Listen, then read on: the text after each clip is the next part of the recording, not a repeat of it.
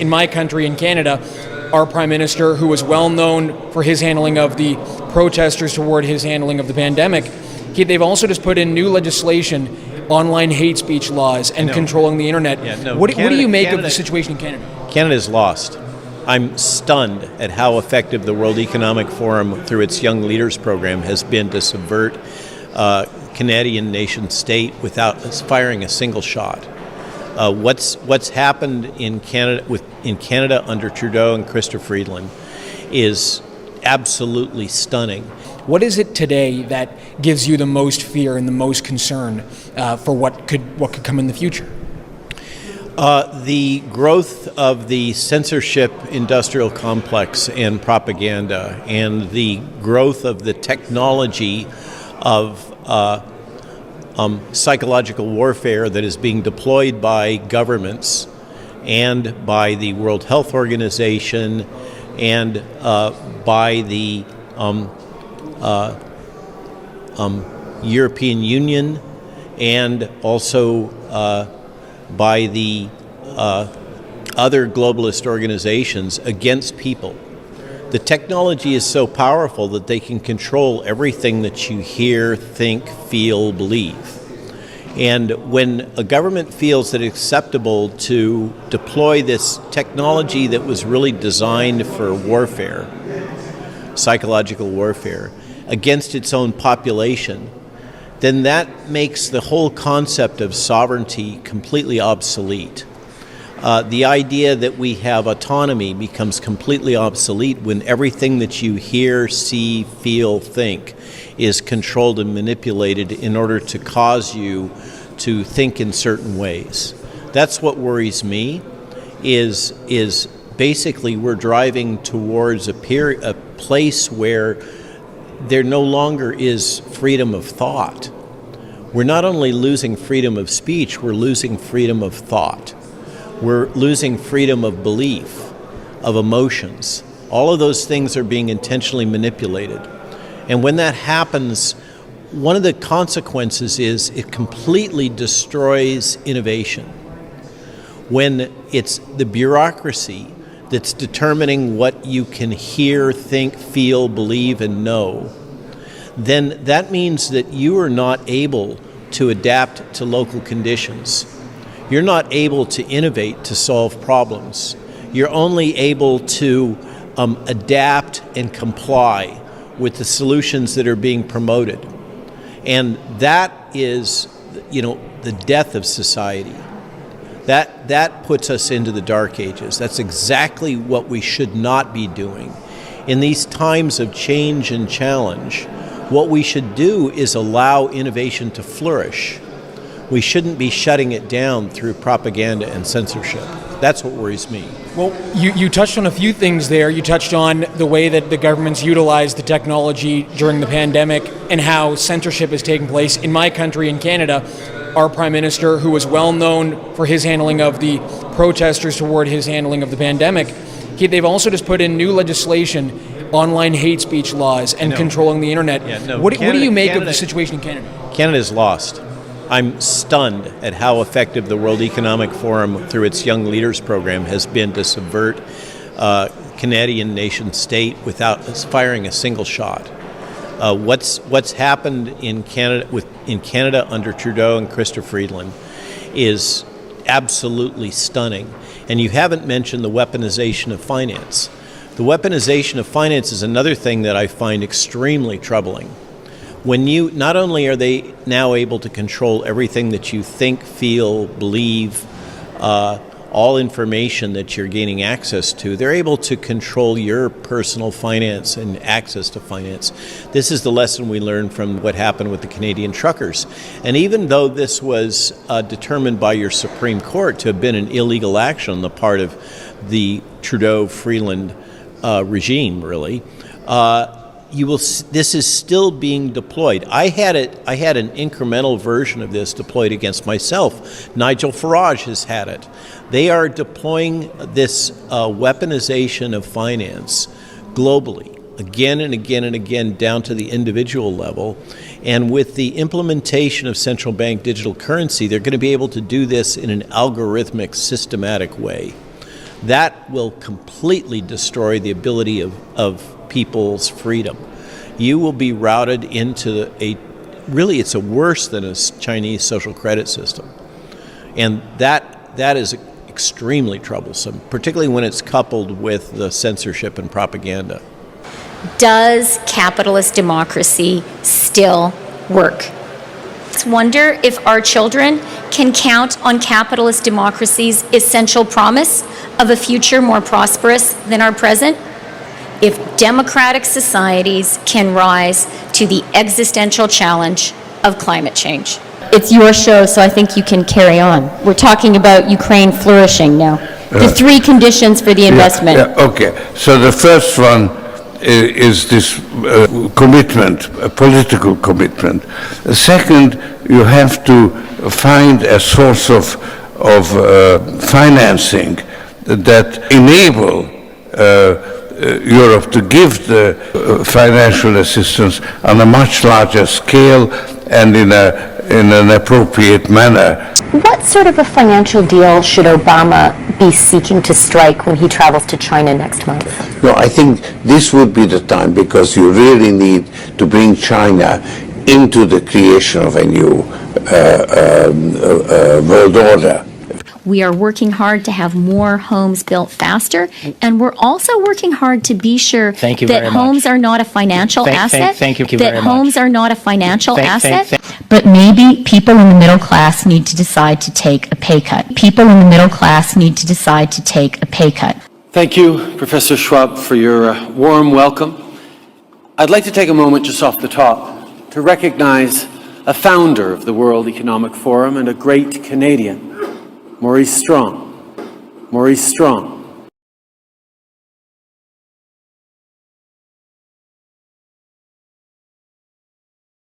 He was asked which country he most admired and referred to China. The level of admiration I actually have for China, because their basic dictatorship is allowing them to actually turn their economy around on a dime and say we need to go green as fast as we need to start, investing in solar. If Trudeau was deliberately trying to sabotage Canada, what would he do differently? In the 3 years before Bill C-69 came into effect, a total of 112 major natural resource projects worth $196 billion were either suspended, canceled, or put on hold. And Richard, it looks like the Canadian economy is starting to shrink. The latest GDP numbers in today, Melissa, it kind of shows the Canadian economy pretty much grinding to a halt. Prime Minister Justin Trudeau has now added more federal debt than all the other Canadian prime ministers combined. Pain at the pumps as drivers in eastern Canada wake up to a massive gas price increase. Food prices rose at our fastest pace in almost 40 years. With home prices across Canada surging. The growth in rent prices in the second quarter was the fastest pace on record. They're going after Grandpa Joe's hunting rifle instead of gangsters in Toronto. Court records indicate Watt was out on bail. And we have learned that the suspect was out on bail. So first there was C-11 that let the government regulate the internet. Then there was C-18 that commandeered the big tech companies and the search engines. And now there's C-36. This law lets them put you under house arrest, have a curfew, have any firearms you have seized, put an ankle bracelet on you to monitor you. There's a level of admiration I actually have for China, because their basic dictatorship. Trudeau and his Liberal government will do everything within their power to strip Canadians of their individual rights, taking away their freedom of speech and therefore their freedom to oppose. Skewed reality, false narratives, willful ignorance, and straight-up lies are the defining feature of Trudeau's 8 years in power. A new law could soon allow him to crush said opposition. Last year, the government surreptitiously pushed forward Bill C-11, the Online Streaming Act, on the grounds that it will be used to promote content relevant to Canadians. That couldn't be farther from the truth. Bill C-11 is the Liberals' first major step to erode freedom of speech on the internet. The bill is a thinly veiled censorship law that will be used to shove all those who oppose the government into irrelevancy. Trudeau was asked if he was concerned about the people back home who were shocked by his presence in a communist state. Well, the category of people which would be shocked by that have long since been shocked by my visit to China and to the Soviet Union, so I guess I can't worry about that. I've been to those two countries several years ago, and I don't think Canada has veered notoriously towards communism since, so I don't see why it would happen now. The Prime Minister, it seems, not the only one in the family charmed and content to be in Cuba. That's Margaret Trudeau, and I can't figure out if she's smiling more at her child or at Fidel. Well, I think that the chemistry between both Trudeaus with Fidel was very, very good. And in the first book, which I remember reading, she said that Fidel was the sexiest man she'd ever met, and she spent the whole time flirting with him. A thought she absolutely repeated when asked. Oh, what a charmer. And you know why he's in power. He has got charisma coming out his ears. What a charmer.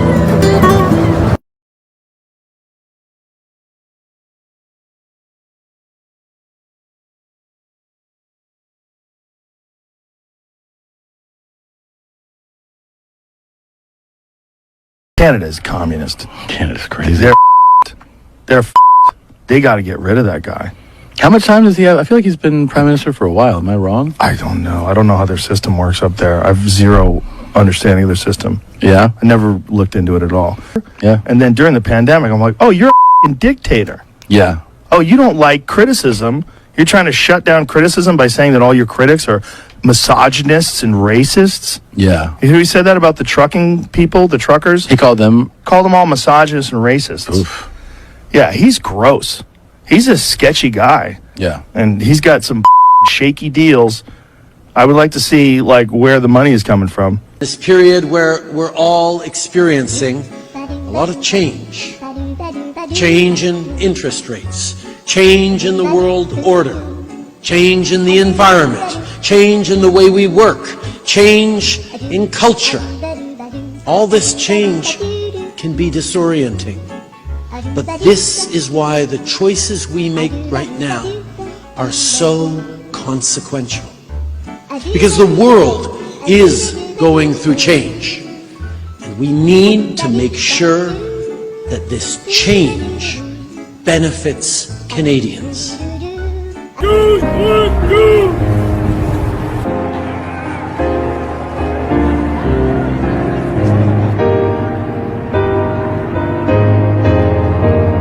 As you can also see, Canada is a place of free expression, where individuals and communities are free to express themselves openly and strongly. We thank them for sharing their perspectives. Merci beaucoup. Merci d'être ici.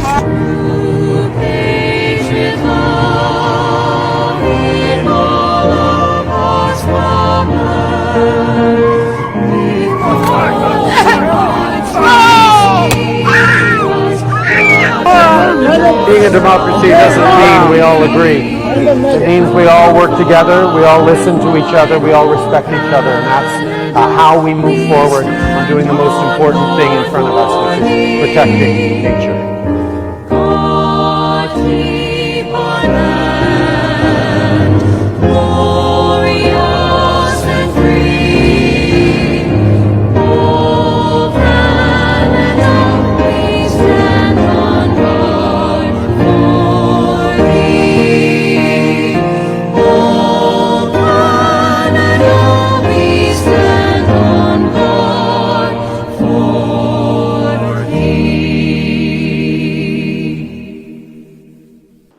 At the same time, social responsibility.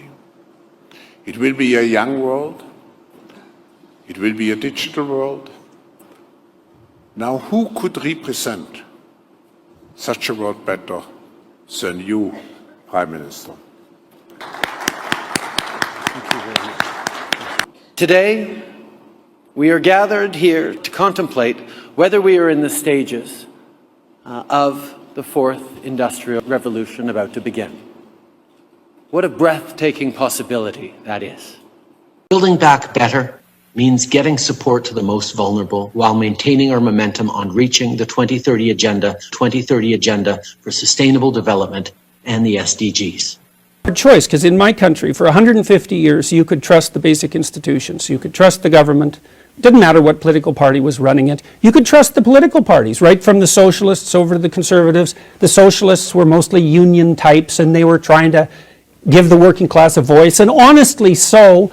You could trust the media. Even the Canadian Broadcasting Corporation was a reliable source of news. None of that's true now. The people of Ottawa don't deserve to be harassed in their own neighborhoods. They don't deserve to be confronted with the inherent violence of a swastika flying on a street corner, or a Confederate flag, or the insults and jeers just because they're wearing a mask.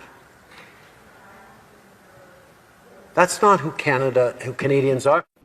The way social media has been weaponized both by foreign actors and by people within Canada pushing extremist views, trying to foment anger and discord, whether it's extremist ideology and right-wing terrorism on the rise in Canada, or whether it's examples like the illegal protests we saw in the winter. All right, so I can hardly even look at him. Here's the first question. How can discourse in a great democracy have become so polarized that Jordan Peterson and the Prime Minister look at exactly the same set of events and come to opposite conclusions about them? Well, he's lying, and I'm not.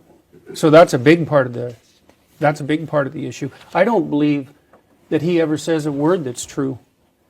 From what I've been able to observe, it's all stage acting. He's crafted a persona. He has a particular instrumental goal in mind, and everything is subordinated to serve that. Why? So, what's the motivation? The same motivation that's generally typical of people who are narcissistic, which is to be accredited with moral virtue in the absence of the work necessary to actually attain it.